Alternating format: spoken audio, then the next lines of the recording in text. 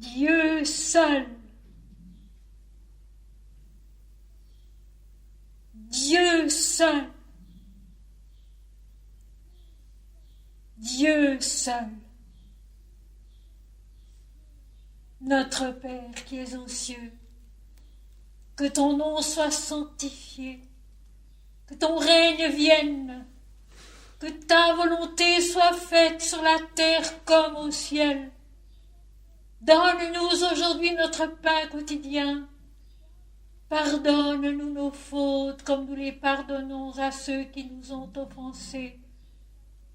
Ne nous laisse pas tomber dans la tentation, mais délivre-nous du mal, car c'est à toi qu'appartiennent le règne, la puissance et la gloire, au siècle des siècles. Seigneur, merci. Seigneur, merci.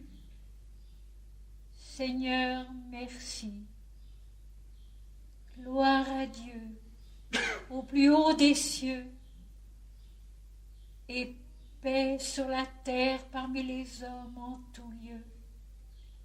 Gloire à Dieu, au plus haut des cieux, et paix sur la terre parmi les hommes en tout lieu. Seigneur, bénis tous tes enfants. Seigneur, bénis tous tes enfants. Seigneur, bénis tous tes enfants. Seigneur, aie pitié des hommes. Aie pitié des hommes, de leurs violences inutiles, de leur orgueil perturbateur, de leur égoïsme dévastateur. Seigneur, aie pitié des hommes. Dieu seul. Amen.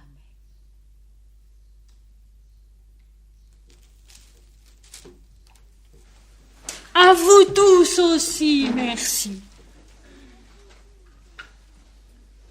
Merci d'être venus de loin. Merci d'être présents. Merci pour les fleurs magnifiques.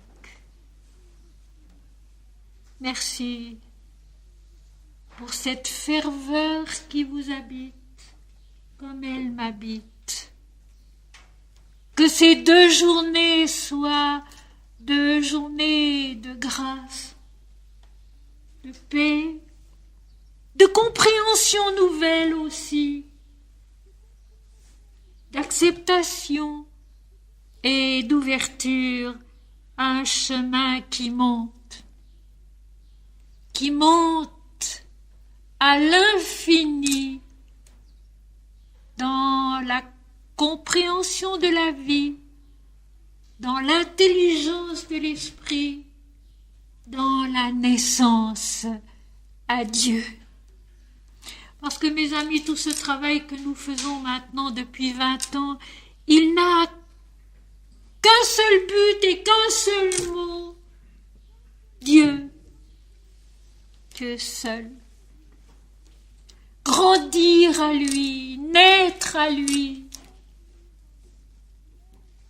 Et conquérir par là la seule liberté qui soit très grande, mes amis. La seule liberté qui soit, la seule joie qui ne nous trahit jamais, la seule force aussi qui ne nous abandonne jamais. Ce que nous avons essayé de faire au cours de toutes ces années, c'est cela. Trouver un peu au fond de nous-mêmes des paroles que Dieu nous adresse depuis toujours et les comprendre et les mettre en pratique. Et par là, grandir en stature, en sagesse et en grâce devant Dieu et devant les hommes. Acquérir un peu plus de cette force d'âme dont parle le Christ, dont parlent les évangiles, dont parle l'Ancien Testament, cette force d'âme dont parle un Sri Ramakrishna, un Swami Vivekananda, un Maharshi, un Swami Ramdas, et que Sri Aurobindo d'une si belle façon appelle l'activité de l'homme, l'activité du monde, qui s'écoule comme un jaillissement ininterrompu de force d'âme. L'âme au début, l'esprit d'abord, et tout le reste se fait selon l'ordre de Dieu. Et nous allons le voir dans le texte que je nous apporte aujourd'hui. L'ordre de Dieu, pas toujours très facile à comprendre, non, mais l'ordre de Dieu. Dieu seul. Dieu seul dans notre monde douloureux, déchiré, traversé de soubresauts terribles et constamment. Dieu seul, comme la colonne de feu qui marchait devant Israël dans les épreuves du désert, Dieu seul. N'oublions pas. Face aux événements, mes amis, Dieu seul, et quelque chose se fait. Pas tout ce qu'il faudrait, mais pas à pas, un peu.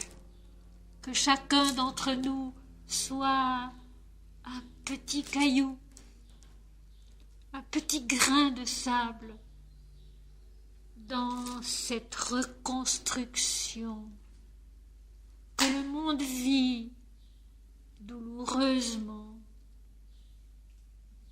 Dieu seul.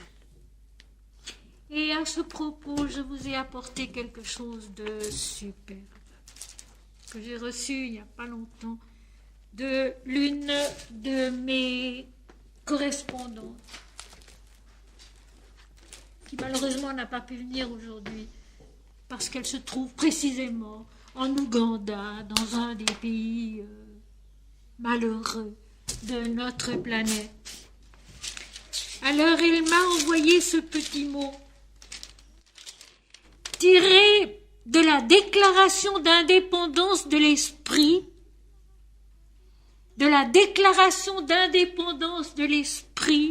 écrite en 1919 par Rabindranath Tagore dans la correspondance qu'il avait avec Romain Rolland, deux grands noms, Romain Rolland et Rabindranath Tagore.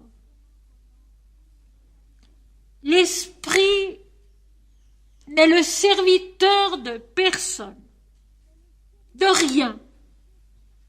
C'est nous qui sommes les serviteurs de l'esprit. Nous n'avons pas d'autre maître. Nous sommes faits pour porter, pour défendre la lumière de l'esprit, libre, un et multiple, éternel, pour rallier autour d'elle tous les hommes égarés. Je relis. Rabindranath Tagore en 1919. L'esprit n'est le serviteur de rien. C'est nous qui sommes les serviteurs de l'esprit. Nous n'avons pas d'autre maître. Nous sommes faits pour porter, pour défendre la lumière de l'esprit, libre, un et multiple, éternel, pour rallier autour d'elle tous les hommes égarés. Je crois qu'on ne peut pas mieux dire.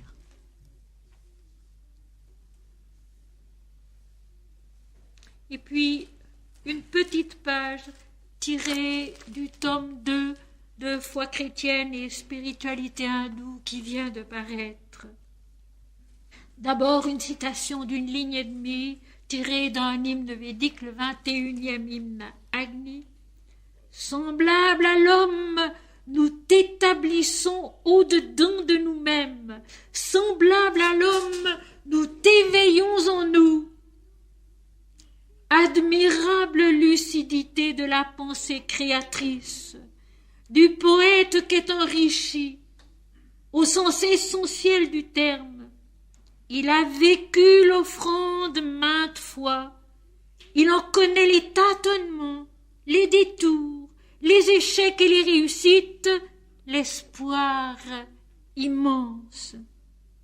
Et il sait désormais que Dieu est en l'homme depuis le commencement des commencements et qu'il se révèle ainsi par le feu pur d'une adoration qu'il identifie au regard de sa créature, l'établissant dans l'œuvre même de la terre et des peuples. L'éveil de l'âme, c'est cela, l'intelligence qui voit Dieu au cœur des choses, au cœur de soi. L'éveil de l'âme, c'est cela, l'intelligence qui voit Dieu au cœur des choses, au cœur de soi. Montrez-vous immortels, s'écrie notre temps, Sri Ananda Mahima, libre de la vie et de la mort, œuvrant en elle avec zèle et amour, sans négligence, sans paresse et sans orgueil, le regard toujours ébloui par l'immensité recelée en tout ce qui est.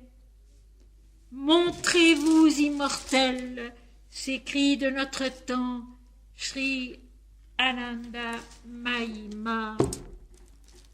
Montrez-vous immortels. Pensez Dieu et non pas l'homme. Pensez esprit et non pas l'imitation de la matière, de la forme, du nom. Pensez amour et non pas préférence. Pensez amour et non pas préférence. Et pour introduire maintenant notre texte biblique, je veux simplement vous lire un poème des Sentiers de l'âme, page 30, qui donne l'état d'esprit qui sera le mien, qui sera le vôtre au cours des lectures et des explications.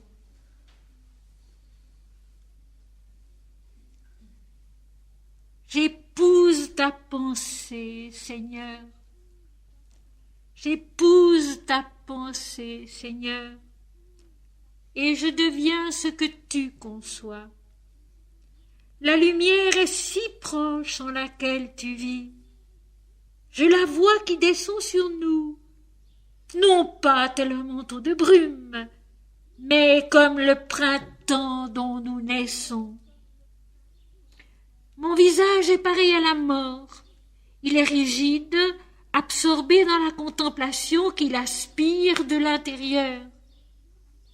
Mes yeux se sont clos et je sens ton haleine puissante passer sur moi. Pas un frisson ne me parcourt. Je suis absente de ta terre, Seigneur, et pourtant nul ne s'en éloigne jamais car tu l'habites. Je suis dans ta présence insondable et j'éprouve muette ton règne victorieux. Je vois, je regarde, j'adore. Dans une même lucidité qui est toi. Et je connais la lumière concrète, la splendeur de ton être qui ruisselle de partout. Conçu pour un enfantement démesuré. Univers, ta lumière, où suis-je ailleurs qu'en toi?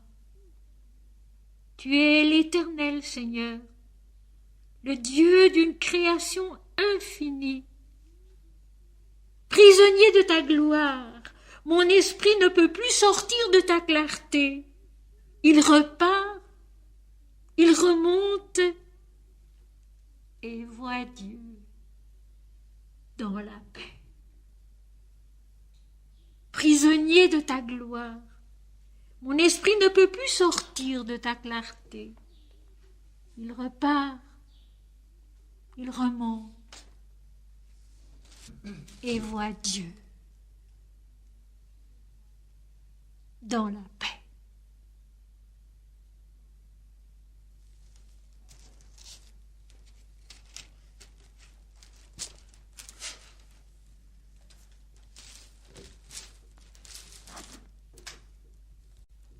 Mes amis, pour aujourd'hui, matin et après-midi, j'ai choisi un texte de l'Ancien Testament. Et demain, ce sera un texte des Évangiles. Habituellement, ici à Crébérard, c'est ce que je fais. Le samedi, l'Ancien Testament, et le dimanche, l'Évangile ou le Nouveau Testament. Le passage que j'ai choisi n'est pas facile du tout. Il est connu, même très connu. Il est mal compris, tout à fait incompris même, posant bien des problèmes aux théologiens qui en donnent des explications parfois tout de même un tout petit peu trop simplistes. C'est une page de la vie, comme elle est, comme elle se présente, avec ses aspects beaux et ses aspects moins agréables, moins compréhensibles, moins beaux. Il s'agit de deux personnages qui d'ailleurs sont en nous. Je m'empresse de le dire puisque tous les personnages de la Bible sont en nous. Il s'agit d'Ésaü et de Jacob. J'en ai parlé parfois brièvement à propos d'un autre sujet, mais là, je vais prendre le récit pas à pas. Bon, je pars du chapitre 25, verset 20, et nous arriverons, j'espère, jusqu'au chapitre 33, verset 4. Il est bien évident que nous n'allons pas tout lire. Je sauterai beaucoup de passages et choisis les principaux. Mais c'est vraiment dès avant leur naissance l'histoire d'Ésaü et de Jacob qui a beaucoup à nous apprendre. Ésaü et Jacob, qui sont de toute évidence de plans différents de la conscience incarnée, ils sont en nous-mêmes, ils sont un seul et le même, ils sont deux, sous des aspects différents.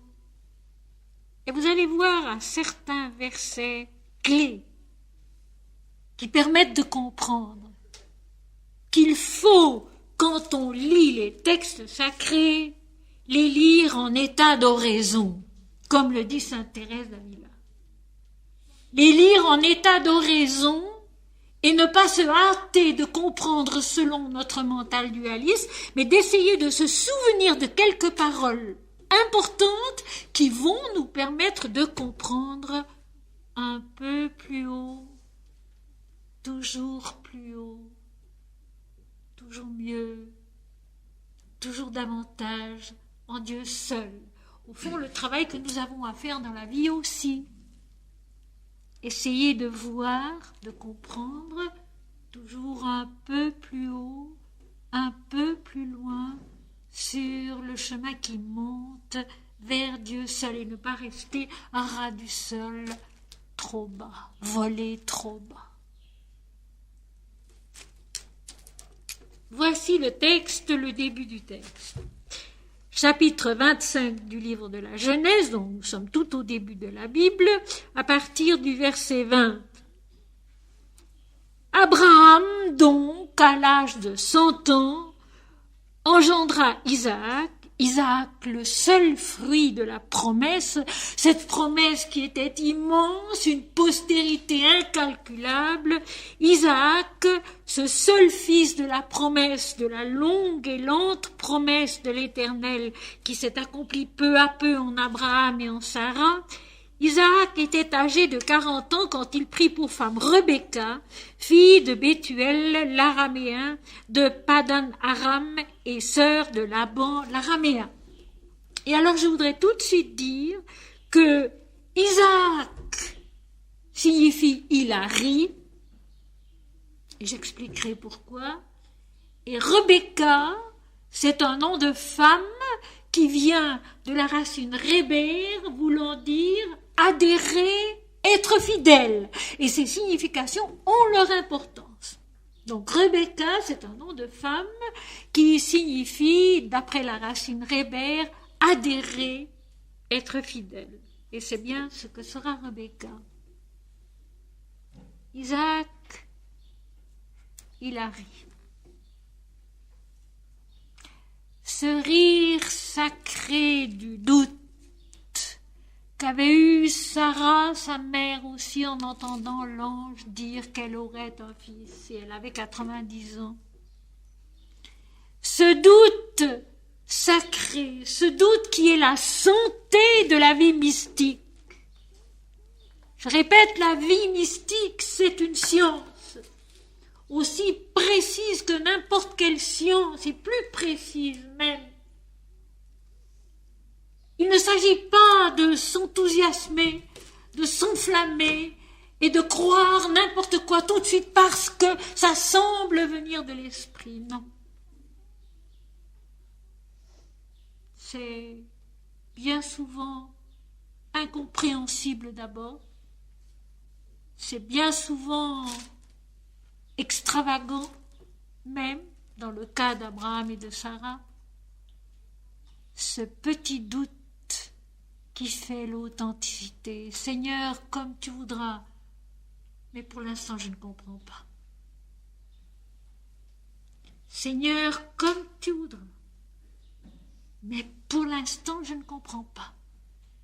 Et c'est une sagesse qu'il faut savoir garder. Et Isaac, qui est le chemin depuis Abraham, le père des peuples, plus tard il sera constamment question de l'Éternel d'Abraham, d'Isaac et de Jacob. C'est important de s'en souvenir aussi. L'Éternel d'Abraham, d'Isaac et de Jacob, qui t'a fait sortir du pays d'Égypte, qui par son bras fort t'a libéré de tes ennemis, etc., etc., etc.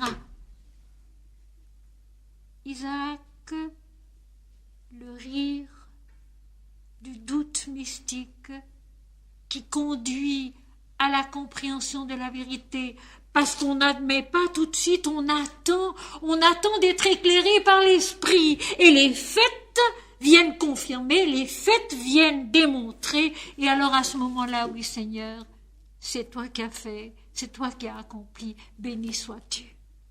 Isaac, il a ri, il a eu ce doute sacré qui dit, Seigneur, oui, j'accepte, je crois, mais je ne comprends pas.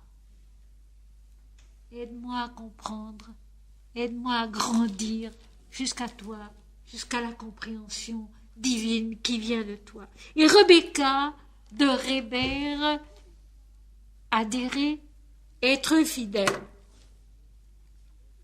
Isaac implora l'Éternel pour sa femme, car elle était stérile. Cette stérilité qui revient si fréquemment dans la Bible, dans l'Ancien Testament, elle a une signification profonde. Stérilité matérielle, oui. Mais c'est aussi cette stérilité momentanée de la croissance en esprit et en vérité qui demande un support, une base matérielle pour pouvoir s'épanouir, s'élancer plus loin, plus haut. Mais avant tout, cette stérilité que toujours répare, si on peut dire, l'intervention de l'Éternel, c'est une stérilité de l'esprit. L'esprit qui est arrêté, qui ne peut pas aller plus loin, qui ne peut pas comprendre plus loin. Arrêté par les faits, par les événements. Le fait ici matériel, que Rebecca ne pouvait pas avoir d'enfant, Sarah non plus ne pouvait pas avoir d'enfant, Élisabeth, l'épouse du prêtre, ne pouvait pas non plus avoir d'enfant. Ou alors au contraire, Marie, avant d'être mariée, a un enfant de l'esprit. C'est ce jeu de l'enfantement, de la conception qui, dans les Écritures saintes, a avant tout une signification spirituelle. La promesse de l'Éternel faite à Abraham, c'était une postérité immense, nombreuse comme les grains de sable de la mer, et qui s'étendrait au siècle des siècles, et serait une bénédiction pour toutes les nations. Pour le moment, il n'y a qu'Isaac, qui n'est venu qu'au bout de bien des années, de bien des prières, de bien des fidélités, certainement des doutes aussi chez Abraham, mais aussi de son obéissance, de sa foi en l'Éternel Dieu. Et maintenant, c'est Rebecca qui ne peut pas avoir d'enfant, toujours dans la vie spirituelle, mes amis. Ces mêmes moments d'intensité, de joie, où quelque chose en nous et autour de nous s'accomplit au nom de Dieu. Et puis c'est l'arrêt. Et puis c'est l'arrêt. Parce que une purification est nécessaire. Et nous trouverons ça demain avec l'Évangile selon saint Luc, chapitre 2. Parce que une purification est nécessaire. Et c'est Sri Aurobindo de notre temps qui, en parlant de son yoga intégral, a dit que la purification Shuddhi était certainement la partie la plus difficile de la sadhana, de la discipline spirituelle, cette purification qui nécessite des arrêts, qui nécessite un temps où il ne se passe rien, où rien ne se crée en nous, où rien ne s'éclaire en nous, un recueillement intérieur où finalement nous devons vivre une grande humilité et attendre que la lumière revienne, que le travail se refasse, que l'activité intérieure de l'esprit nous soit rendue.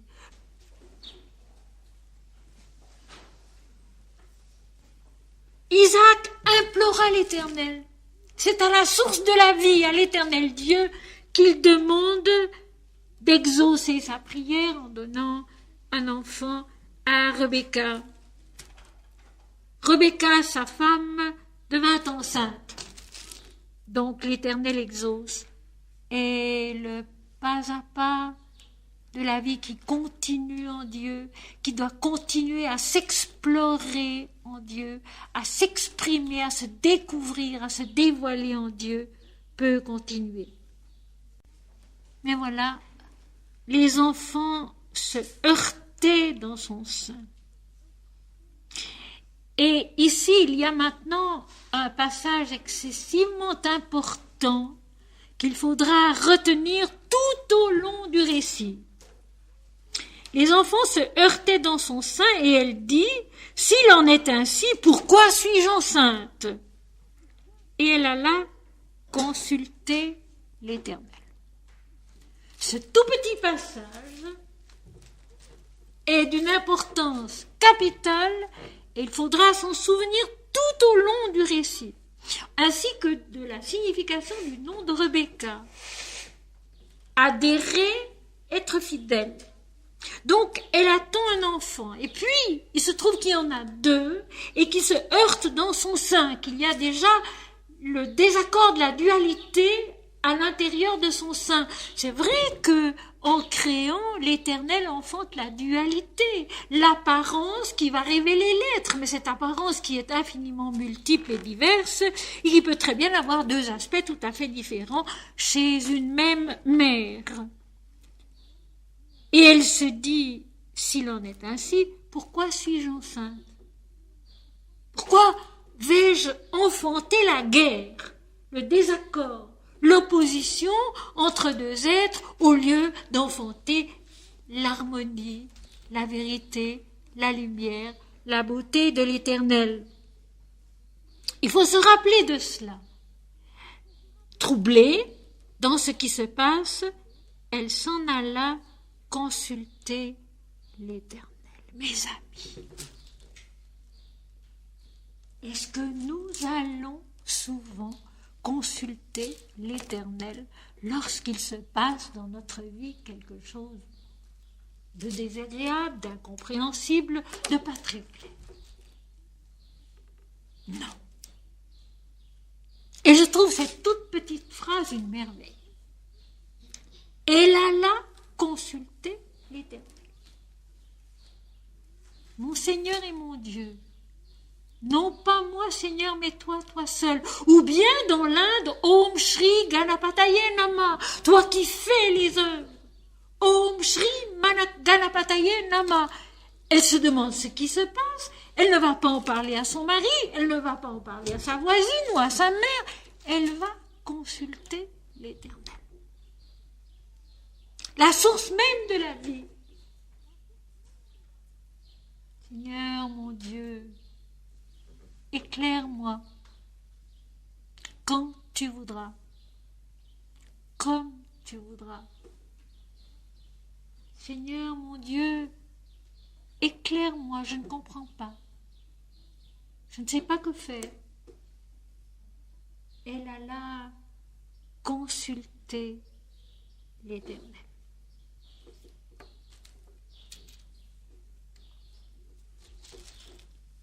Et l'Éternel lui dit, 2 nations sont dans ton ventre, et 2 peuples se sépareront au sortir de tes entrailles. Un de ces peuples sera plus fort que l'autre, et le plus grand sera assujetti au plus petit. Il ne s'agit absolument pas de prédestination. Et cela, je le souligne. Il ne s'agit absolument pas de prédestination. Ésaü et Jacob sont un seul et même être. Ils sont en nous. Mais ils sont des plans différents de la conscience incarnée. Ils sont des niveaux différents de la compréhension et du service de Dieu. Et dans l'un, il y a une maturité plus grande que dans l'autre. C'est une question de maturité et pas une question de prédestination. Ce n'est pas écrit d'avance que ce sera comme ceci, comme cela, ou selon un karma X, que la vie sera un karma Y. Non!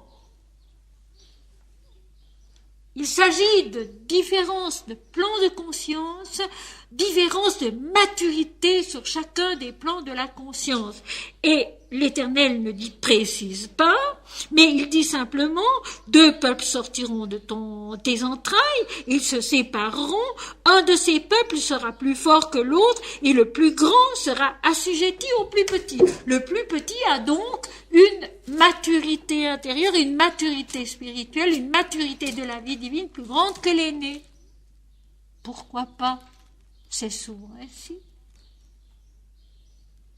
Il ne s'agit ni d'injustice, ni de préférence, ni de prédestination, mais d'un fait de la vie.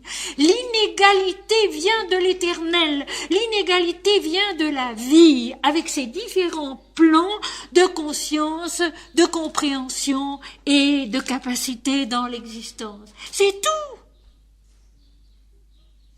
Inégalité qu'il faut savoir accepter. Et qui d'ailleurs, vous le verrez dans le récit, se purifie, s'ajuste, grandit en Dieu et aboutira à l'unité. L'unité qui n'était donc pas au commencement, pas même dans le ventre de la mère. Et Rebecca, qui est la mère, et par conséquent, comme dit l'Inde si joliment, toute mère est la mère divine, qui apporte la vie, qui porte les enfants, est renseignée, elle sait, mais vous verrez qu'elle ne dira jamais rien. Elle est avertie, elle sait, elle vit, et demain nous allons voir la même chose merveilleusement avec Joseph et Marie à propos de Jésus, ce même phénomène merveilleux, elle ne dira jamais rien. Elle est avertie, elle sait, mais elle vit la révélation avec ses enfants, avec les faits de la vie, sans du tout leur imposer un savoir d'avance. Et c'est ça qui est tellement important. À notre époque, on veut tout savoir d'avance, on veut tout régler d'avance, on veut avoir des assurances d'avance. C'est faux. Il faut avoir cette humble audace d'oser aller de l'avant sans savoir, même quand on a été averti. Seigneur, je ne sais rien.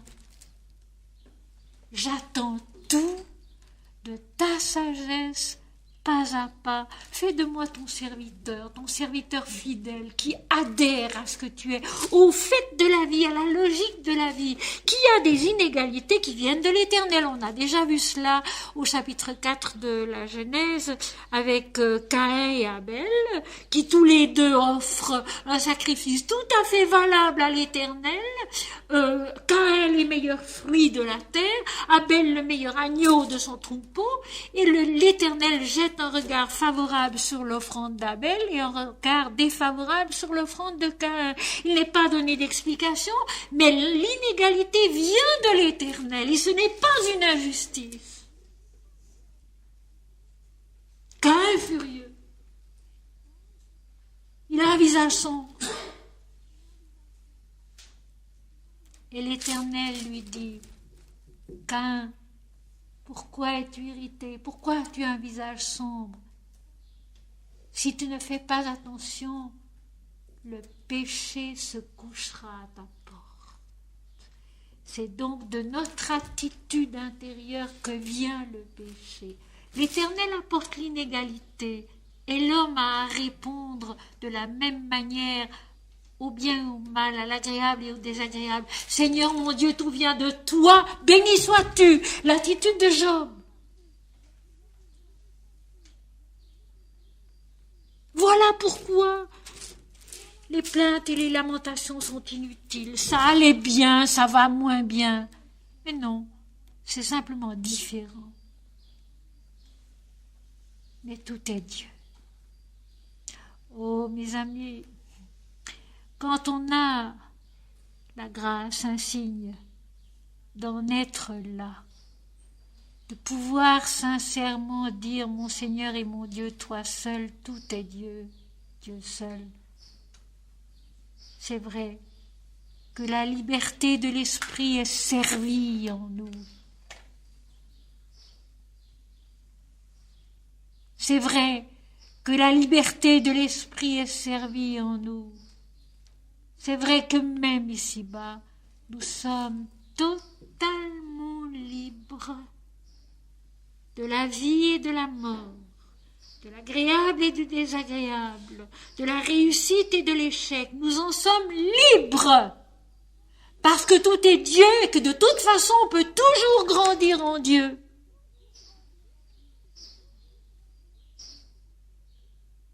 Ésaü et Jacob sont le même à des niveaux différents et leur opposition apparente pendant un certain temps se terminera, et nous le verrons ce soir, de la plus belle des façons.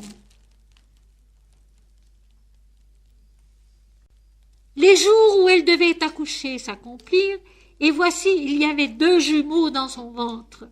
Le premier sortit entièrement roux, comme un manteau de poils, et on lui donna le nom d'Ésaü, qui veut dire velu. Ensuite sortit son frère, dont la main tenait le talon d'Ésaü, et on lui donna le nom de Jacob. Isaac était âgé de 60 ans lorsqu'ils naquirent. Jacob veut dire saisir par le talon, supplanter. Isaac était âgé de 60 ans quand ils naquirent. 60 ans, 60 fois 10 fois. La totalité de la révélation divine, 10 fois, les 10 incarnations de Vishnu, 6 fois. Isaac est sur le 6e plan de la conscience et de la vie. Il est arrivé à partir d'Abraham sur le 6e plan de la conscience et de la vie, Prema Bhakti, l'amour parfait de Dieu seul, et nous verrons tout à l'heure, il sent que pour lui, le chemin qu'il avait à accomplir, il est terminé. Il est arrivé au 6e plan de la conscience, c'est à un de ses fils d'aller plus loin. Et de toute évidence, ce fils qui pourra aller plus loin, c'est Jacob et ce n'est pas Ésaü. Vu leur caractère, vu leur capacité, de toute évidence, c'est Jacob et ce n'est pas Ésaü. C'est donc une question de maturité intérieure. Chez Isaac d'abord, il est arrivé au 6e plan de la réalisation. Il faut maintenant aller plus loin puisqu'il faudra que le peuple d'Israël aboutisse à la naissance de Dieu en l'homme, Jésus. Il faudra aller plus loin et c'est un de ses fils qui devra aller plus loin. Donc, ensuite sortit son frère dont la main tenait le talon d'Ésaü et on lui donna le nom de Jacob. Isaac était âgé de 60 ans lorsqu'ils naquirent. Ses enfants grandirent.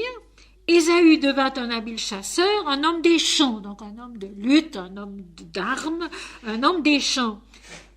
Mais Jacob fut un homme tranquille qui restait sous les tentes, donc plutôt un contemplatif, une intelligence intérieure. Isaac aimait Ésaü parce qu'il mangeait du gibier et Rebecca aimait Jacob.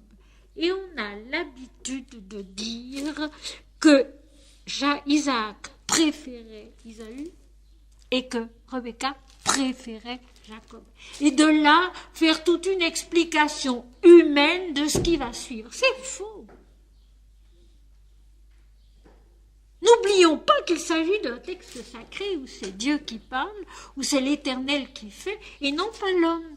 Et si on oublie que Rebecca veut dire adhérer, être fidèle, si on oublie que troublée par ce qui se passait dans sa grossesse, elle alla consulter l'Éternel, qu'elle reçoit la réponse de l'Éternel, si on oublie qu'Isaac est quand même le fils de la promesse de l'Éternel pendant tant d'années, qu'il avait 60 ans, qu'il était parvenu à un haut niveau de vie spirituelle, alors évidemment, et le verbe hébreu ne le dit pas du tout, c'est pas du tout une préférence, mais tout simplement, Isaac aimait Ésaü parce qu'il mangeait du gibier. Il y avait entre Isaac et son fils aîné un contact, une ressemblance. Il aimait le gibier, peut-être qu'Isaac aussi avait aimé aller à la chasse et manger du gibier.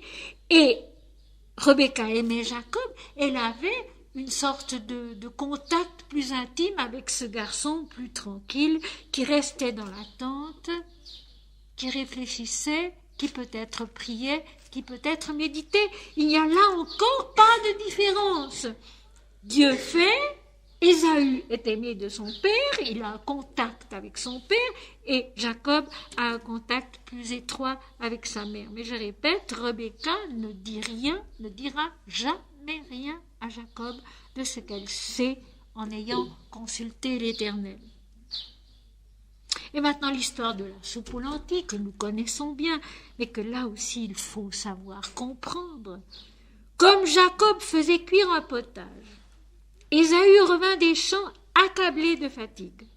Et Ésaü dit à Jacob, « Laisse-moi, je te prie, manger de ce roux-là, car je suis fatigué. » C'est pour cela qu'on a donné à Ésaü le nom d'Édom.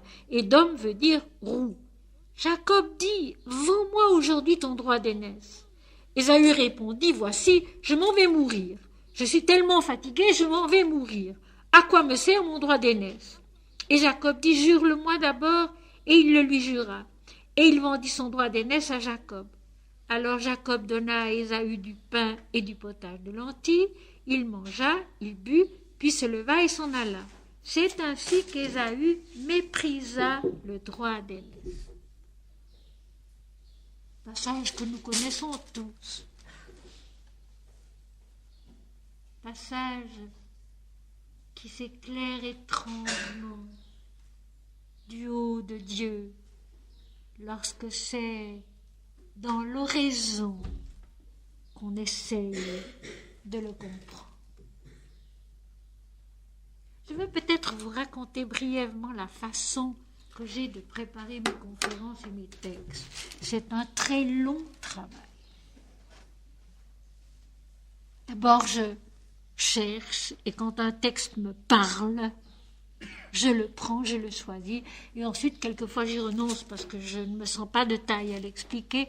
D'autres fois, au contraire, la compréhension vient. Et puis, je le travaille par écrit. Et j'écris 30 à 50 pages d'explications, verset après verset, en cherchant les significations des mots hébreux, en cherchant les significations des mots grecs pour le Nouveau Testament, en aussi cherchant des indications dans le lexique biblique de Monseigneur Vincent, par exemple, ou bien avec l'aide de la concordance. Bref, tout un travail intellectuel et livresque qui est accompagné toujours d'une concentration intérieure qui s'efforce d'être attentive à ce qu'à travers les mots, les dictionnaires, les livres, les indications, l'esprit peut-être va me faire comprendre.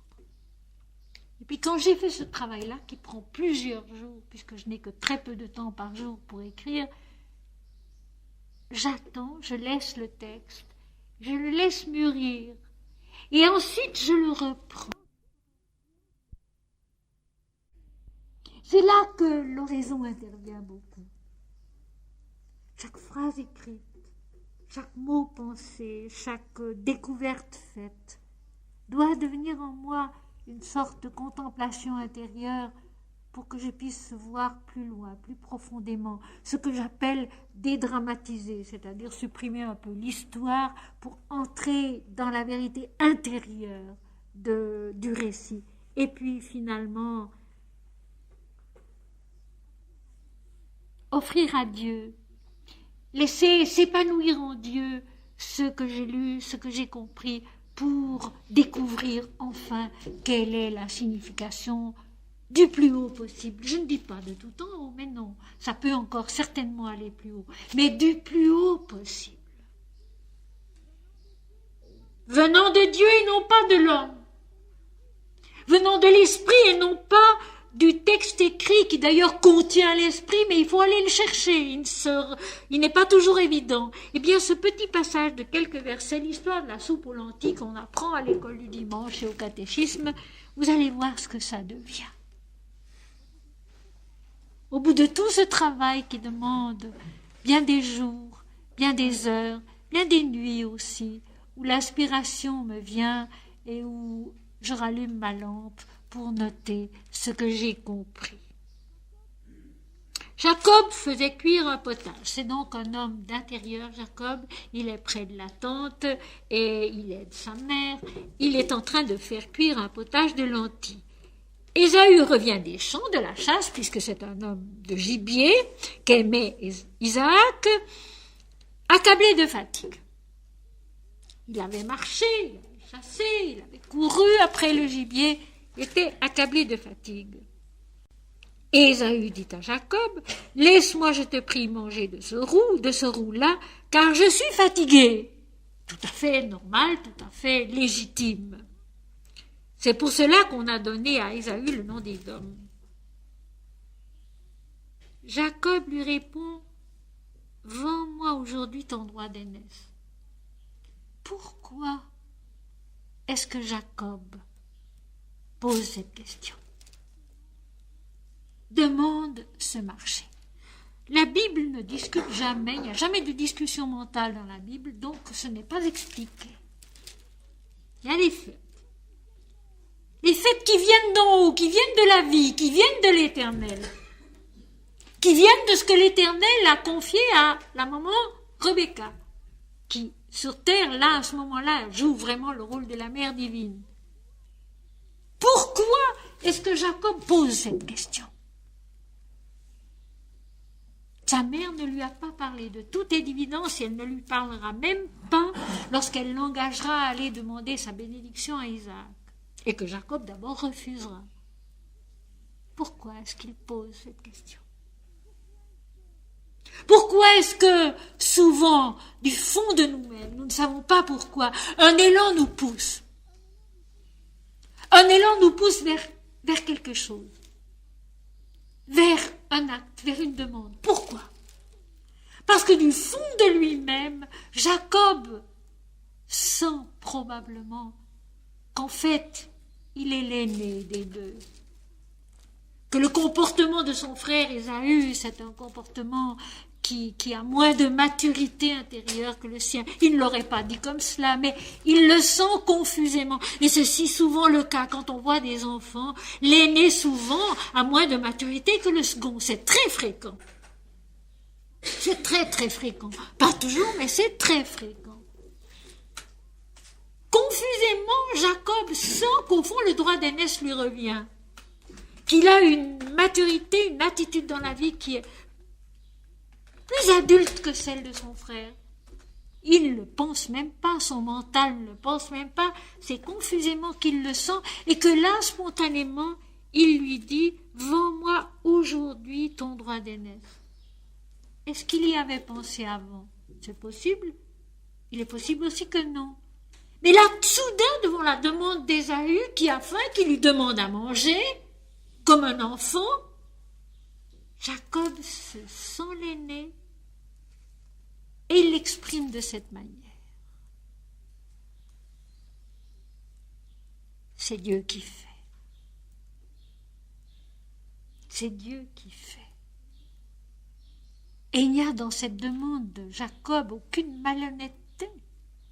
Il ressent une vérité intérieure encore très floue et il demande au fond à son frère de lui donner la possibilité de s'épanouir dans cette direction. Vends-moi aujourd'hui ton droit d'aînesse. Laisse-moi aller, laisse-moi partir. Je suis l'aîné. C'est vague, c'est flou. Si on lui avait demandé, il aurait probablement ouvert de grands yeux. C'est une de ces vérités intérieures, mes amis. Tous nous emportons de ces vérités intérieures. Et à un moment donné, elle jaillit, elle sort, elle demande quelque chose. Et la réponse d'Ésaü donne bien la mesure de la différence qu'il y a entre les deux garçons, entre les deux plans de conscience en nous-mêmes. Ésaü n'avait pas du tout besoin d'y vendre son droit d'aînesse, pas du tout. Il pouvait très bien lui répondre, mais non, mon ami, il n'a nulle envie de me dépouiller de mon droit d'aînesse. Il avait toute la liberté de le faire, mais regardez ce qu'il répond. « Voici, je m'en vais mourir. À quoi me sert ce droit d'aînesse ?» Réponse qui, vous êtes d'accord avec moi, donne la mesure de son immaturité.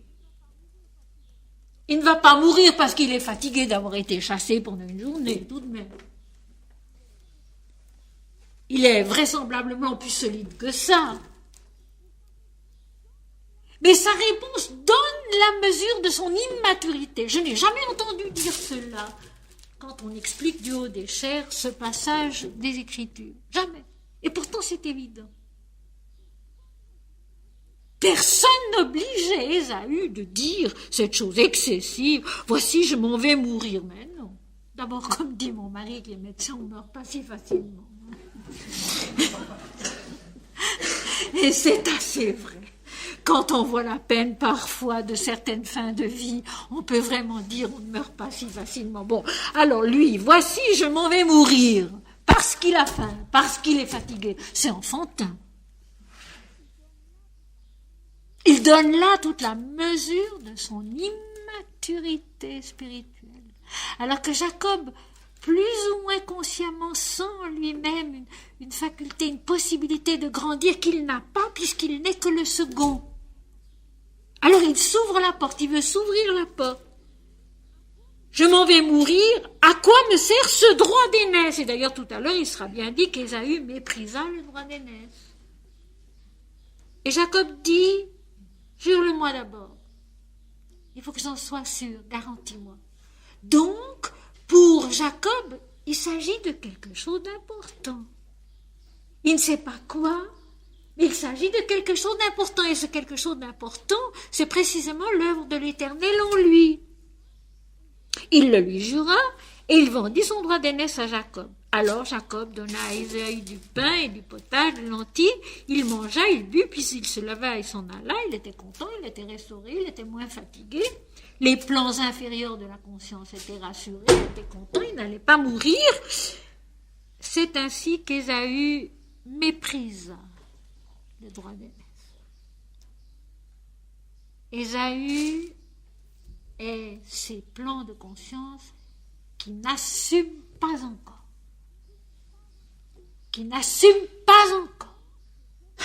L'effort que demande le droit d'aînesse, et dans le cas particulier, le droit d'aînesse, c'est servir Dieu, grandir en Dieu jusqu'à Noël. C'est immense.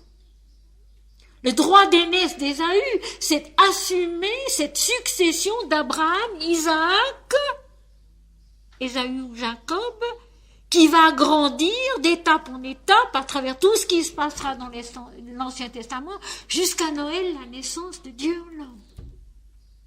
L'enjeu est immense. Et parce qu'il a eu faim, et parce qu'il était fatigué, parce que son corps était fatigué, parce que son esprit mental était un peu déprimé parce qu'il avait faim et qu'il était fatigué, il a refusé d'assumer le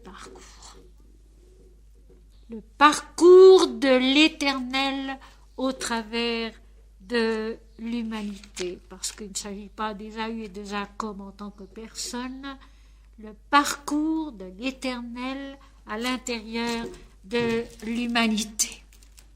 Je saute maintenant jusqu'au chapitre 27, verset 1, Isaac devenait vieux, et ses yeux s'étaient affaiblis au point qu'il ne voyait plus.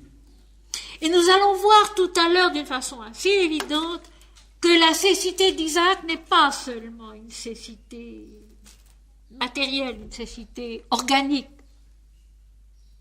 mais aussi un aveuglement de l'âme, un aveuglement de la conscience. Très, très clairement, Isaac est arrivé au point où il ne peut pas aller plus loin, parce que vous verrez tout à l'heure, le subterfuge est tout de même assez grossier. Isaac pouvait très bien reconnaître Jacob en celui qui lui apporte à manger, très bien, même aveugle. Mais bon, il ne le reconnaît pas, et le texte le dit bien, il ne le reconnut pas. Isaac était âgé, il avait 60 ans, à l'époque il avait plus de 60 ans, puisque les enfants avaient grandi, il avait peut-être près de 80 ans, il était devenu aveugle, et il ne voyait plus, mais son âme non plus ne voyait plus. Et aussi, à ce moment-là, l'élément concret de la vie semble avoir perdu de son importance, c'est l'Éternel qui agit. Isaac devenait vieux, et ses yeux s'étaient affaiblis au point qu'il ne voyait plus.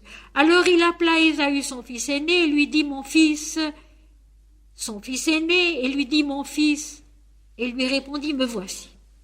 Isaac dit, voici donc, je suis vieux, je ne connais pas le jour de ma mort. Je me sens arrivé au bout.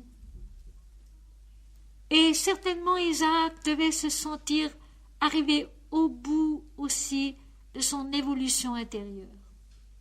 Je pense ici à une très très jolie parole d'un capucin, je crois, qui était soigné par mon mari. Il était âgé, il était malade, et il venait donc en consultation chez mon mari. Et un jour, mon mari me dit à table pendant le repas, tu sais, mon capucin là, il m'a dit oui, quand on est jeune, le Seigneur nous accorde beaucoup de grâce. Et plus tard, dans la vieillesse, il ne nous en accorde plus. Et mon mari a ajouté, est-ce que c'est vrai? J'ai dit non, c'est pas vrai. Non, c'est pas vrai. Mais il y a une chose qui est certaine. En avançant en âge, il y a des élans intérieurs, il y a des états de concentration intérieure, d'extase ou de bonheur qu'on ne connaît plus, c'est vrai.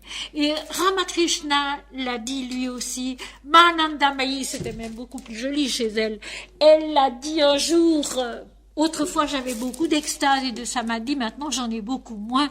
Et à cause de cela, mes gens pensent que j'ai régressé. C'est très joli. Ce n'est pas vrai. Je dirais qu'avec l'âge, les choses de la vie divine se sont établies en nous. Elles se sont ancrées en nous. Elles se sont vécues, elles se sont mûries, elles sont là, elles ne bougent plus. Donc il est moins nécessaire d'avoir l'aide spectaculaire d'une extase ou d'un samadhi qui vient nous remettre sur la voie ou nous enseigner ceci ou cela. C'est là, c'est en nous, on le retrouve en soi. Et je pense que Isaac, à ce moment-là, devait se dire, j'ai fait un certain chemin et maintenant je ne peux plus aller plus loin. Donc je vais passer la main. Et je vais passer la main à mon fils aîné pour qu'il continue la route de l'Éternel que j'ai parcourue moi jusqu'ici. Il faut voir les choses ainsi dans la Bible, parce que dans la Bible il ne s'agit pas seulement de faits humains, il s'agit de faits spirituels avant tout. Il fait donc venir Ésaü et il lui dit, je suis vieux, je ne connais pas le jour de ma mort, je m'en vais m'en aller, mais au fond, j'ai l'impression que c'est déjà fini. C'est pourquoi je voudrais te donner ma bénédiction.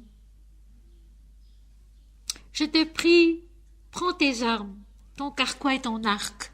Isaac aimait en Ésaü le chasseur. Prends ton arme, qui sont les capacités, les dons d'Ésaü. Prends ton arc, tes armes, ton carquois. Va dans les champs et chasse-moi du gibier. Agis selon ta nature, agis selon ton dharma.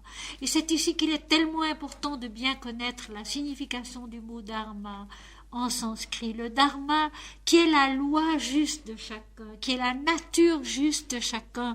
Et la Bhagavad Gita va jusqu'à dire le dharma de l'un est un péché pour l'autre. C'est-à-dire qu'il ne faut pas chercher à se copier les uns les autres. Le dharma de l'un n'est pas le dharma de l'autre. Et suivre Jésus, suivre un maître, ce n'est pas faire comme il a fait. Et Samananda Mahi le dit très bien. Il ne faut pas vouloir imiter les saints. Il faut faire ce qu'ils vous disent. Il ne faut pas vouloir imiter les saints. Il faut faire ce qu'ils vous disent. Ce ne sont pas les faits du saint qui sont importants. C'est ce qu'il enseigne, c'est ce qu'il est devenu et c'est ce qu'il laisse en étant ce qu'il est. Eh bien, toi, Ésaü, ton dharma, c'est d'être un chasseur. Va donc, et selon tes capacités, va dans les champs et chasse-moi du gibier. Fais-moi un mets comme je l'aime, et apporte-le-moi à manger, afin que mon âme te bénisse avant que je meure. Fais-moi un mets comme je l'aime. Le Père comblé dans le Fils, par le Fils. Comme plus tard, dans Matthieu 3, verset 17, la voix du ciel après le baptême de Jésus dira « Celui-ci est mon Fils bien-aimé dans lequel je suis comblé, accompli. » Prépare-moi un mets comme je l'aime, afin que je sois comblé, satisfait par mon Fils, dans mon Fils. Ça va très loin, cela. Isaac souhaite avoir avec son fils un dernier entretien, un dernier contact qui soit heureux, selon ce qu'il aime pour lui-même et en son fils. Que leur amour devienne un et qu'ils puissent s'en aller en sachant que grâce à ce lien, à cet amour, Ésaü continuera l'œuvre qu'il a accomplie lui-même. Fais-moi un mets comme j'aime et apporte-le-moi à manger, afin que mon âme te bénisse avant que je meure. Et voyez-vous, il y a tellement dans cette petite phrase. Le Père comblé dans le Fils par le Fils, ce dernier échange d'amour réciproque, totalement vrai, donné l'un à l'autre, qui permet à Isaac de transmettre le flambeau, de transmettre la tâche qui va être celle d'Ésaü après la mort d'Isaac. Rebecca, la mère, et je précise la mère divine dans ce récit, qui veille à ce que les choses s'accomplissent selon la volonté divine, selon la sagesse de l'Éternel. Rebecca écouta ce qu'Isaac disait à Ésaü son fils, et Ésaü s'en alla dans les champs pour chasser du gibier et pour le rapporter. Alors Rebecca appelle Jacob. Elle sait que c'est lui qui sera le plus fort et qui doit avoir le droit d'aînesse. Elle lui dit maintenant, mon fils, écoute ma voix à l'égard de ce que je te commande. Et elle ne lui dira pas d'où cela vient, mais elle le lui commande, elle le lui dit. Écoute ma voix à l'égard de ce que je te commande. Va me prendre au troupeau 2 bons chevreaux, j'en ferai pour ton père un mets comme il aime, et tu le porteras à manger à ton père, afin qu'il te bénisse avant sa mort. Jacob, qui n'est au courant de rien, qui très visiblement, au moment où il demande à Ésaü de lui vendre son droit d'aînesse, ne pensait pas si loin.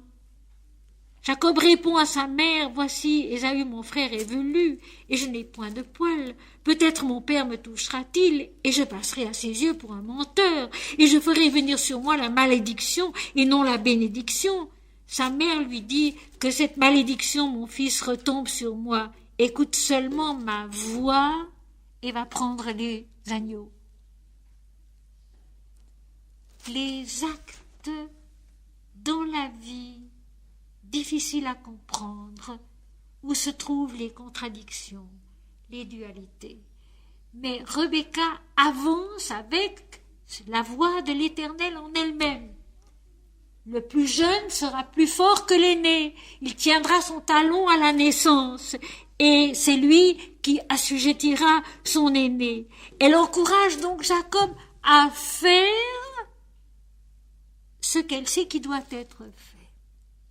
Et les choses se font d'une façon, je dirais, assez sommaire, assez grossière, où il était parfaitement possible à Isaac de comprendre le subterfuge. Et puis, j'aimerais ajouter ceci. La vie qui attend Jacob est loin d'être facile. Il va devoir dépasser son ego pas à pas pour arriver justement à être Israël. Ce sera le nom qu'il recevra à Péniel, donc un peuple.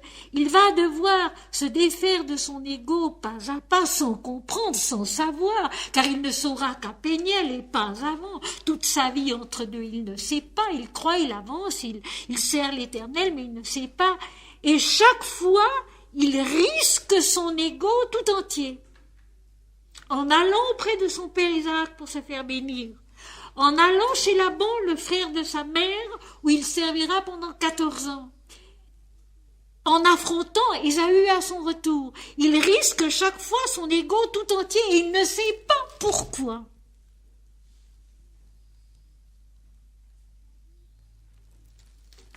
La vie de l'esprit ici-bas, au commencement, est très tributaire de l'apparence dans les dualités de la vie humaine telle qu'elle est, avec son bien et son mal, sa vie et sa mort, l'agréable et le désagréable. C'est un grand mélange au début, et c'est peu à peu que par la purification constante et successive, elle s'élève vers la pureté de l'esprit.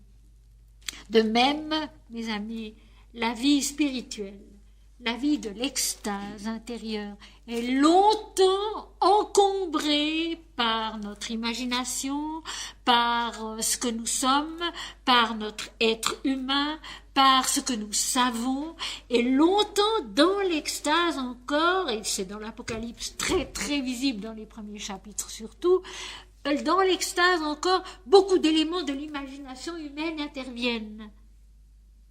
Et puis peu à peu, cela se dépouille, cela se décante, cela se purifie, et cela devient Dieu seul, l'amour seul, ce que ce sera aussi pour Ésaü et Jacob.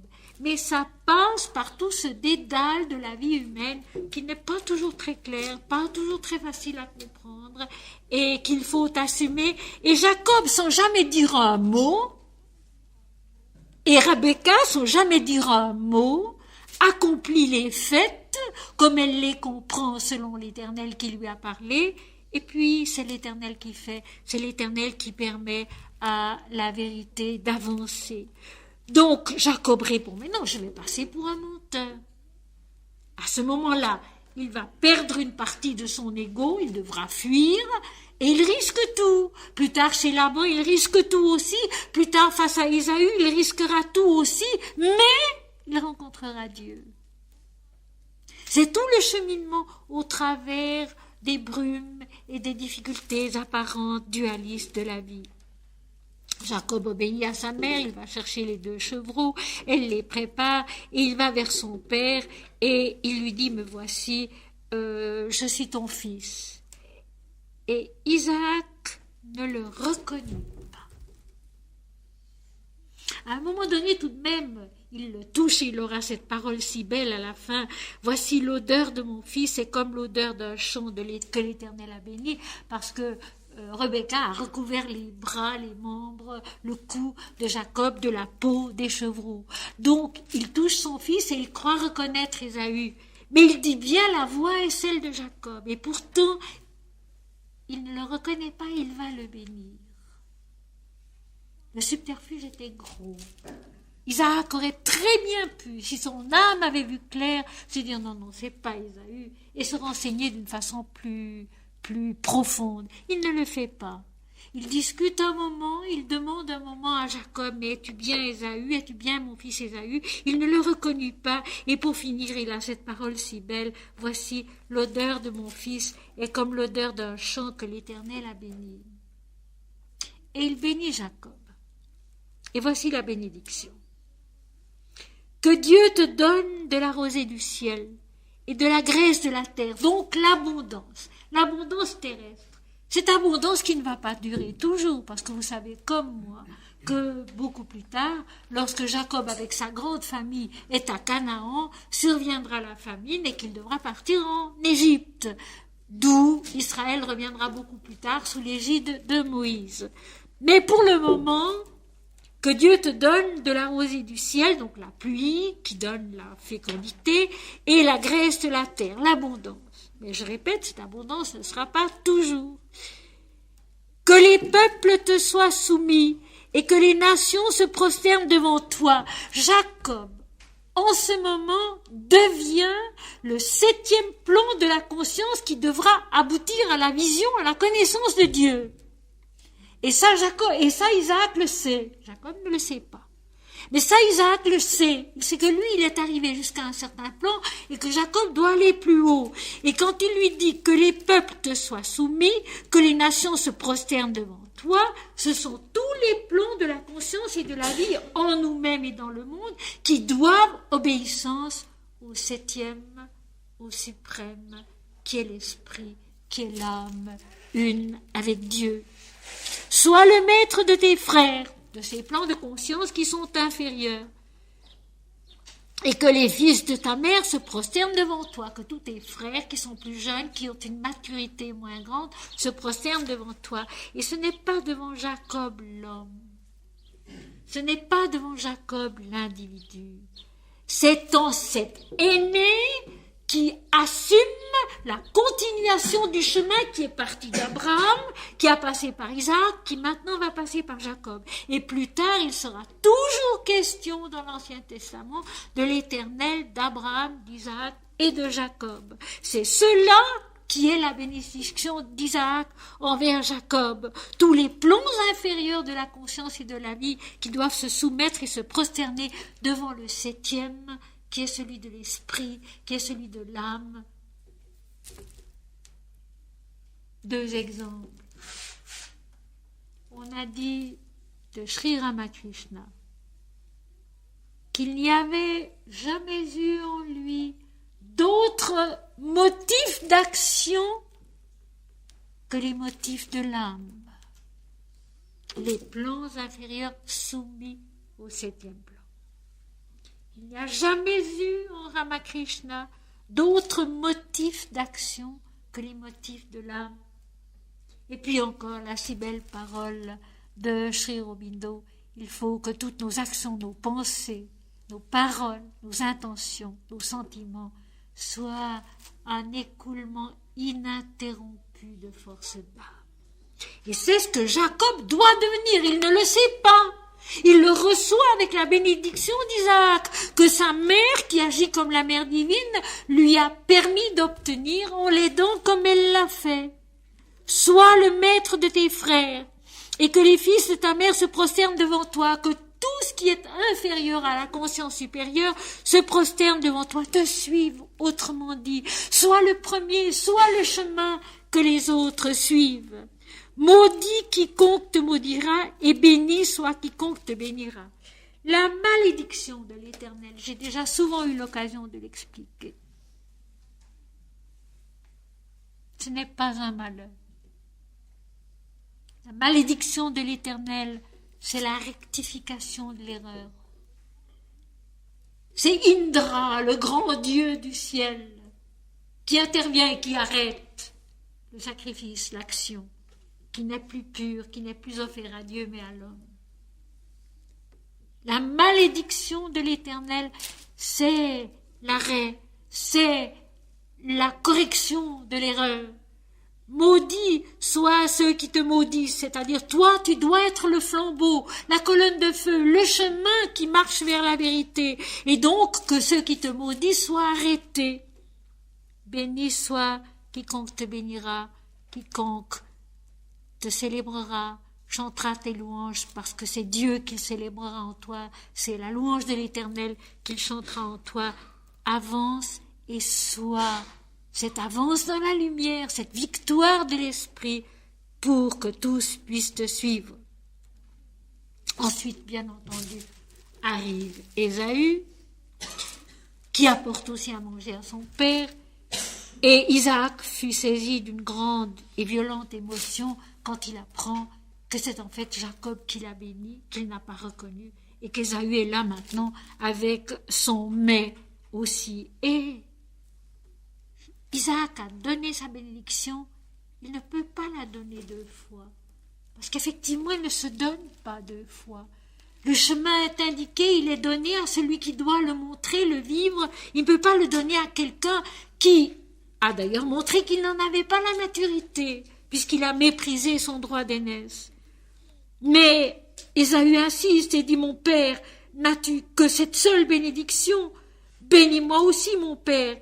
Et Ésaü éleva la voix et il pleura. Il ne comprend pas encore que cette bénédiction que lui a ravi Jacob, beaucoup sans comprendre pourquoi, sans savoir pourquoi, parce que la vie l'a conduit ainsi, parce que sa maturité intérieure l'a conduit ainsi, il ne comprend pas non plus, il pleure, n'as-tu pas d'autre bénédiction? Et pour le moment, Ésaü se sent frustré, se sent trahi, se sent joué. Mais ce que Isaac lui donnera d'abord la porte de sortie, lui donnera aussi un espoir à lui, et surtout lui indiquera quel est son vrai dharma. Le dharma, la loi juste de Jacob, c'est d'avancer sur le chemin de l'esprit, d'être ce septième plan qui effectivement va rencontrer Dieu. Parce que lorsque Jacob s'en ira, et c'est ce que nous verrons cet après-midi, la première chose qui se passe, c'est qu'il rencontre Dieu. Ésaü ira son chemin, lui il partira, il fuira, et la première chose qui lui arrive, c'est de rencontrer l'Éternel Dieu. Isaac dit à Ésaü, ta demeure sera privée de la graisse de la terre et de la rosée du ciel d'en haut. Donc, tu n'auras pas spontanément l'abondance de la terre. Cette abondance, je le répète, qui n'est que passagère, parce que la famine atteindra Jacob et sa famille aussi. Donc cela, tu ne le recevras pas facilement, spontanément. Tu vivras de ton épée. Ton dharma, c'est la lutte. Ton dharma, c'est la chasse. C'est la connaissance de la vie dans la terre, dans les bois, dans les champs, où tu abattras le gibier et tu te nourriras. Et maintenant, écoutez bien. Tu seras asservi à ton frère.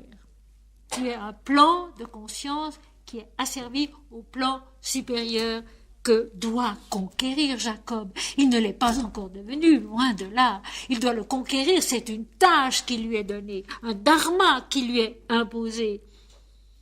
Tu seras asservi à ton frère, mais en errant librement çà et là, tu briseras son joug de dessus ton cou. Alors je vais vous dire, le joug, ce sera tout d'abord et seulement la haine. Parce qu'au verset suivant, Ésaü conçut de la haine contre Jacob à cause de la bénédiction de son père qui l'avait béni.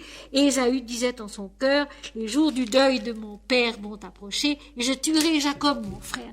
Le joug, c'est la haine. Et comme à la fin, Ésaü et Jacob tomberont dans les bras l'un de l'autre, ce joug sera peu à peu levé. Sera levé par le dharma d'Ésaü qui vivra, et son père lui dit bien, en errant librement, tu es asservi à ton frère, mais tu as ton propre dharma, tu as ton propre chemin, et Ésaü fera son propre chemin. Il aura plusieurs épouses, il aura beaucoup d'enfants, il aura même une armée de 4000 hommes à un moment donné. Donc, Ésaü ira son chemin à lui sur le plan qui est le sien. Ésaü ira son chemin, il fera sa vie en errant librement, çà et là, tu briseras son joug de dessus ton cou. Et je répète, ce joug, c'est la haine. Cette haine que l'Éternel lui-même va enlever de dessus le cou d'Ésaü par la vie, tout simplement. Après cela, Rebecca intervient de nouveau pour faire partir Jacob auprès de son frère Laban dans un autre pays, et Ésaü de son côté partira dans le pays d'Édom où il se mariera et où il aura des enfants, des épouses et finalement toute une armée et une richesse aussi. Donc chacun a son chemin, chacun a son dharma, chacun a son pays, chacun a ses capacités, chacun a ses forces. Ésaü grandit selon la vie de la terre, avec ses lois, ses oppositions, sa dualité. Jacob va affronter le difficile combat de la croissance intérieure, où peu à peu le moi individuel s'estompe pour grandir en Dieu. Et sur le chemin de sa fuite, la première chose qu'il rencontrera, c'est le songe de l'échelle avec l'Éternel qui se trouve au-dessus. Il rencontre Dieu. Je m'arrête là, cet après-midi, nous continuerons.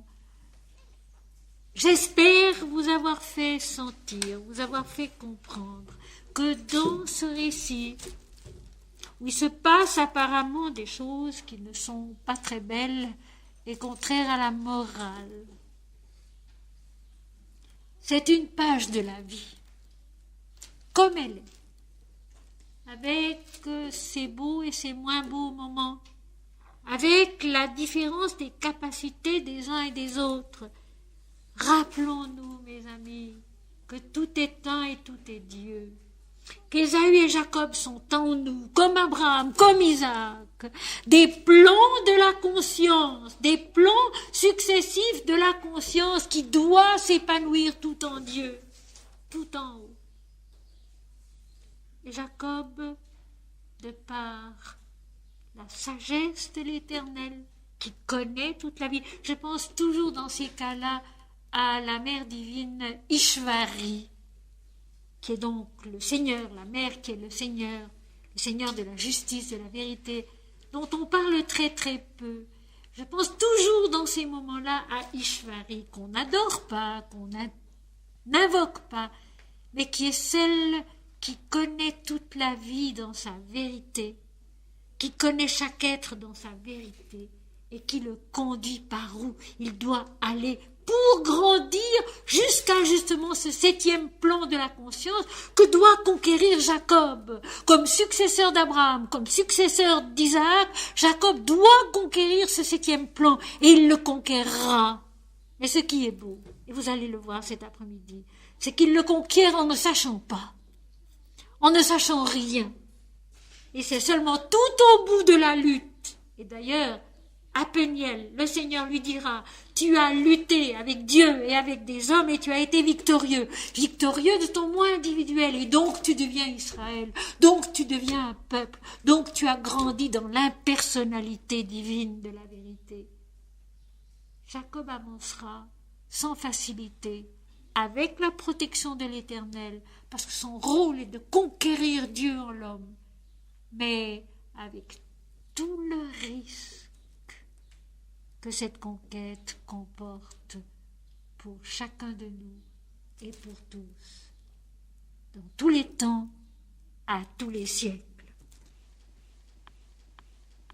Et maintenant, nous allons essayer de nous recueillir en Dieu seul, de nous concentrer en Dieu seul, sans aucune autre pensée, sans aucun autre désir, afin que Dieu puisse descendre en nous, nous parler et nous féconder de sa lumière, de sa paix, de sa sagesse, de sa vérité.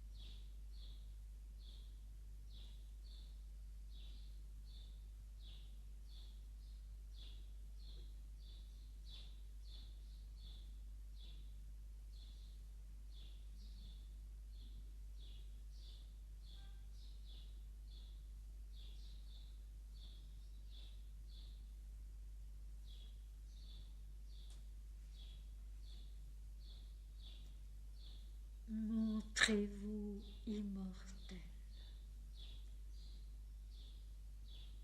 Ayez en vous-même la pensée constante de l'Éternel. Regardez haut, pensez haut, aimez haut, dans la direction de la lumière et de la vérité.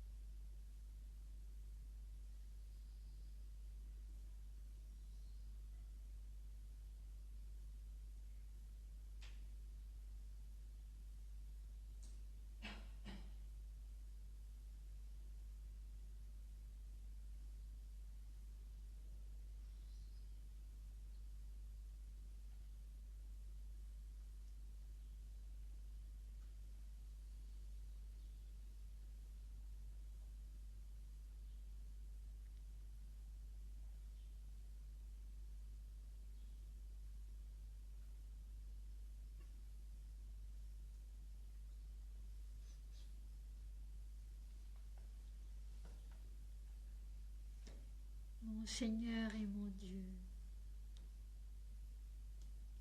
notre Père qui es aux cieux, toi et toi seul. Jésus-Christ, Fils de Dieu, notre Seigneur. Jésus-Christ, Fils de Dieu, notre Seigneur. Habite ma pensée. Dirige mes pas. Conduis-moi à ta vérité.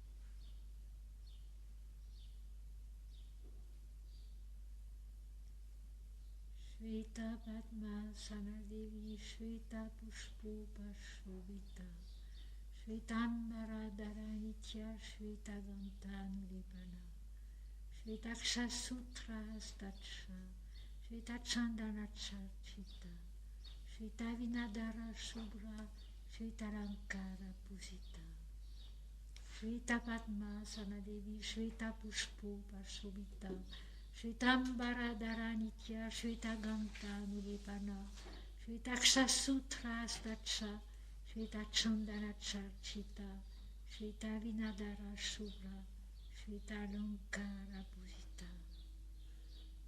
Déesse blanche, assise en bordure des fleurs, déesse qui est le verbe de vérité en nous et dans le monde.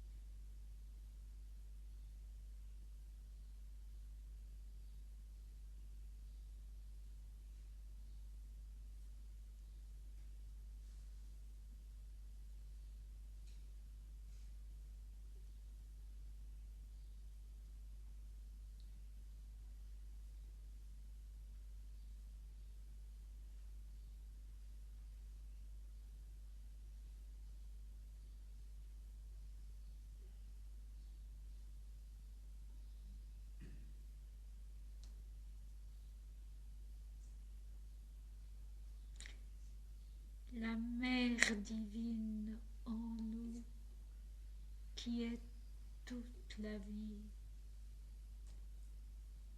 sa loi, sa vérité, sa béatitude. La mère divine en nous, qui est toute la vie, sa loi, sa vérité, sa béatitude. Ramakrishna adorait la mère divine jusqu'à ce qu'il n'adore plus rien, parce qu'il était devenu l'absolu. Sri Aurobindo adorait la mère divine jusqu'à ce qu'il n'adore plus rien, parce qu'il était devenu l'absolu. La mère divine est le chemin de la vérité, elle est le Christ. Ils sont un seul et le même, qui nous conduisent dans toute la vérité.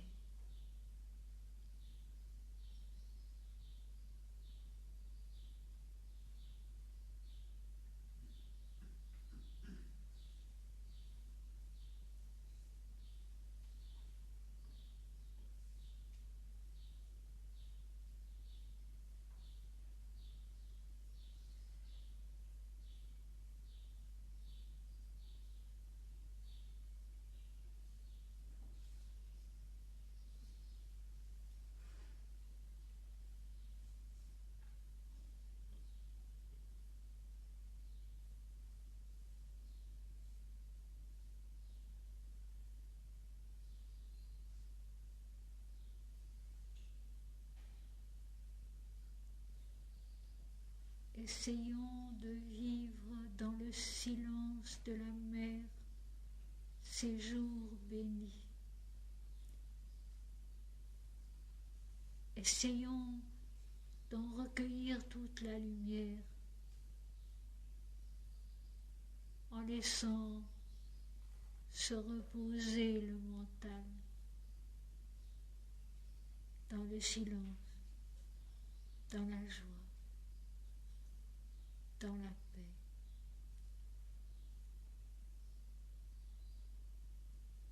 Essayons d'être simplement en Dieu, avec cette joie irremplaçable de sentir qu'il est là et qu'il est tout.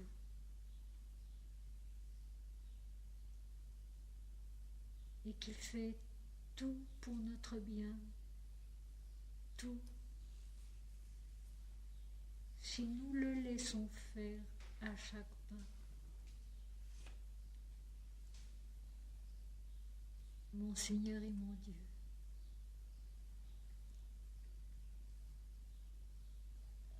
En toi je vis, en toi je suis, en toi je suis l'éternité.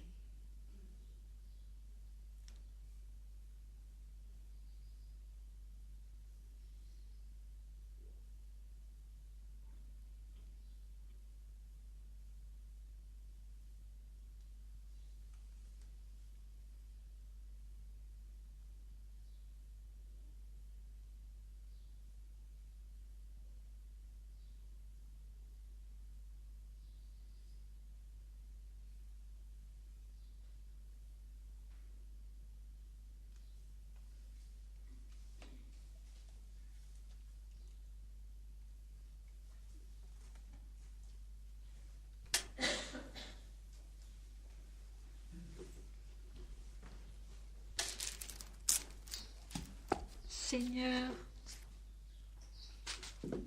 entre mes mains, tu as déposé un trésor.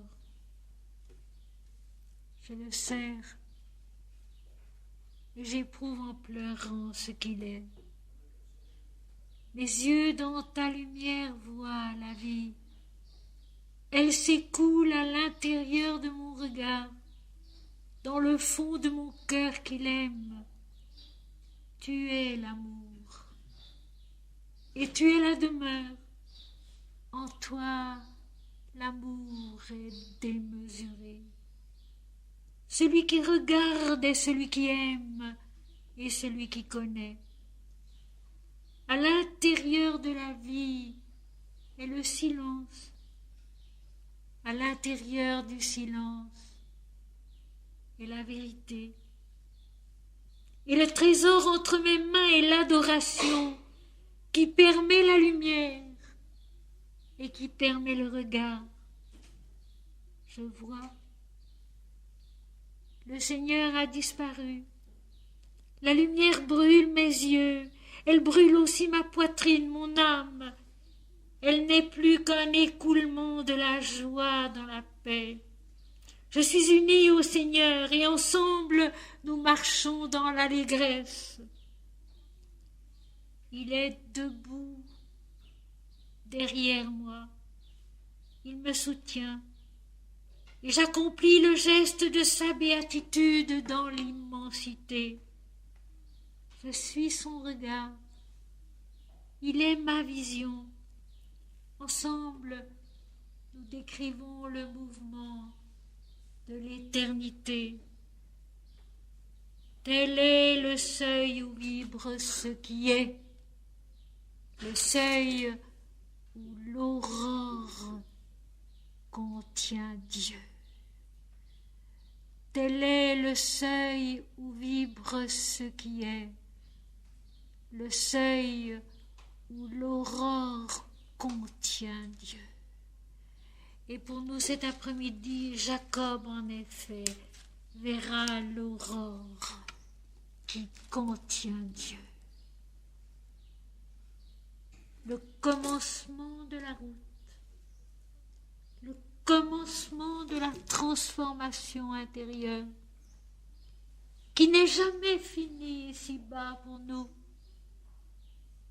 Le commencement du devenir divin qui est inscrit en chacun de nous, dans notre corps, dans notre intelligence, dans nos actes, dans notre âme, dans notre esprit, ce devenir divin qui est inscrit en chacun de nous sans exception aucune.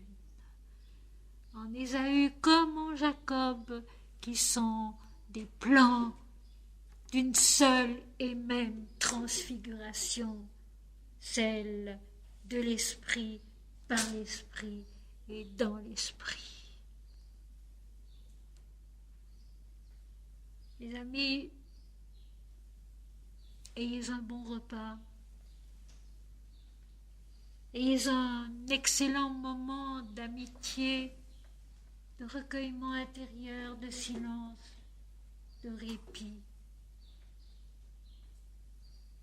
Parce qu'il le faut, je vais m'étendre un moment, me reposer.